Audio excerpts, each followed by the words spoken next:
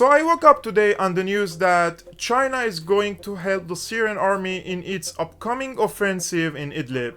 Let's remember the Chinese position regarding the Syrian war. So since the beginning of the war in Syria in 2011, China was actually supporting the Syrian government in its fight against terrorism, logistically, financially, in trade, and even politically, specifically in the UN Security Council, that China participated in several or vetoed several decisions alongside Russia in order to prevent the Western governments in legitimizing their regime change project in Syria. But what has changed now? I mean, the Syrian war is almost in its last stages, and the Syrian army liberated over 70% of the Syrian territories.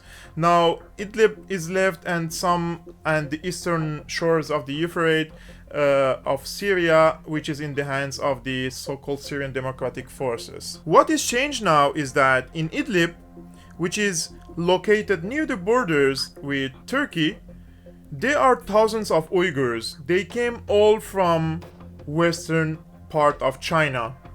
They came all the way to Syria to fight against the Syrian government. But their first plan was not to fight the Syrian government. This was in 2014, 2015. Erdogan promised these Uyghurs that Erdogan claimed and other Islamist states claim that they are persecuted in China, so that we bring you to Turkey, specifically in the southern part of Turkey, and namely in the region of Iskenderun or the Hatay region.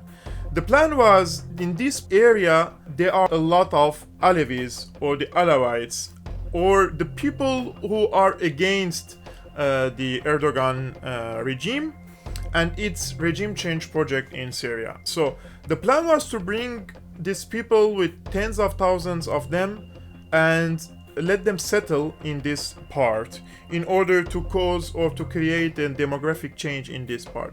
But when these people came with their families, children, and etc., and among them many radicals, Erdogan sent them to Syria, or the region that borders this Iskenderun, which is the city of Idlib. Now, the estimates between 5 to 20,000 Uyghurs live in Idlib. Among them, at least between 2 to 5,000 fighters, and among them, thousands of children. They were trained by the Uyghurs and by Al-Qaeda and other Salafi terrorist groups in Idlib. So these people, they were posing a security threat in China, because not only Turkey but also Saudi Arabia were supporting this community in China, and they were calling for an independence, and they have their own Islamic state in the western side of China. Now these people, thousands of them, they came to Syria and they settled in the area of Idlib. And what will happen to these people if the Syrian army liberates Idlib? This is the question. So China doesn't want these radical terrorists to go back to China, basically. So China wants to participate in this war, or to put its weight, military weight, in this upcoming operation in Syria in order to eliminate this terrorist threat, not only in Syria but also to guarantee the national security in China. So what will be the future of these Uyghurs?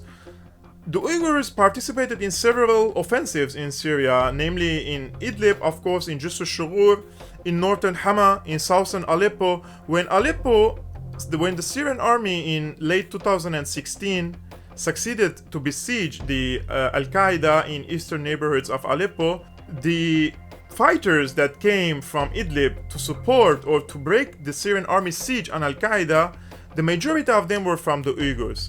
Also, these Uyghurs, alongside the Uzbeks, the Tajikis, the Saudis, the Egyptians in Idlib, they participated in the offensive on northern Hama.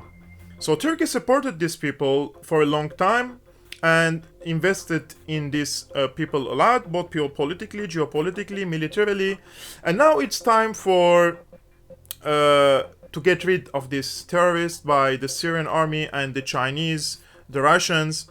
So the question remains, what will be the nature of the Chinese participation in Syria? I'm sure, I mean, the Chinese don't have military bases in Syria. They don't have an air force in Syria. So their participation could be boots on the ground, in the form of military advisors or some generals, in order to observe the situation in Idlib, and at the same time to negotiate with the Turkish side in order to prevent these people to go back to Turkey and then from Turkey to China. So this is why today the Chinese ambassador in Damascus, he assured that his government is ready to participate alongside the Syrian army in its upcoming offensive in Idlib in order to eliminate this threat and in order to eliminate this national security threat imposed on China. So guys, this was all for today. If you like my videos, make sure to hit the like button, subscribe, and send the videos to your friends. And if you want to help Syriana Analysis financially, you can find all the details in the description below, whether it's in the form of PayPal or through patreon.com. So guys, thank you very much for watching and see you next time.